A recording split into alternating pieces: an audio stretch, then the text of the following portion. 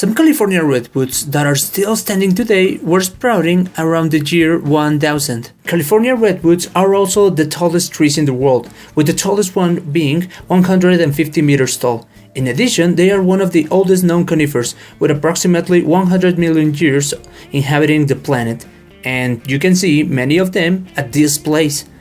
All of the following information was provided by Todd Dawson in a field trip to the Armstrong Redwoods State Natural Reserve as part of the events in the World Conference of Science Journalism 2017.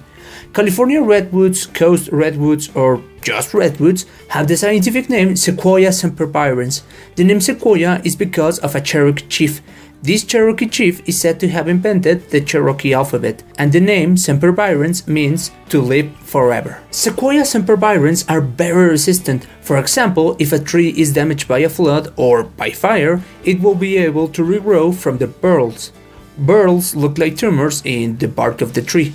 And even if the original tree dies, many trees can resprout from where the original tree died, allowing for the redwood to be very resistant to many disasters. So, as Todd Dawson said, when we say sempervirens, we truly mean sempervirens. Because Sequoia sempervirens or just redwoods can resprout several times, it might be that what looks like a group of trees could be just an individual. In fact, redwoods are so good at resprouting that when their roots get covered with sediments, they just grow a new whole root system on top of the sediment. Also, redwood roots can be very shallow and even grow laterally without compromising the structural integrity of the tree. Because redwoods usually grow new root systems, and because roots can grow laterally, a redwood tree that has been living for centuries or even millennia will have a series of roots around it. In addition to being resistant to disasters and being good at resprouting, redwoods also have long lifespans. For this reason, they can be quite tall. In fact, redwoods are the tallest trees in the world.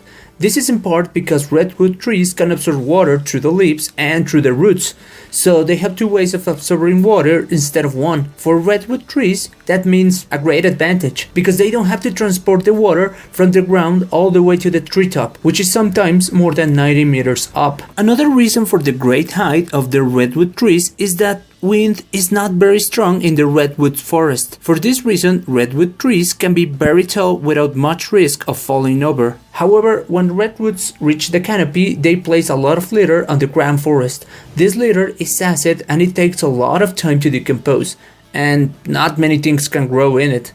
Since not many trees can grow through the acidic litter, redwood forests are inhabited mostly by redwood trees. But even the very resistant redwoods are being affected by climate change. So if we want to see redwoods in the future, we have to make sure that our actions don't mean that these beautiful trees will stop being sempervirens. If we, as individuals and as a species, choose correctly, we can make redwoods to keep on living forever.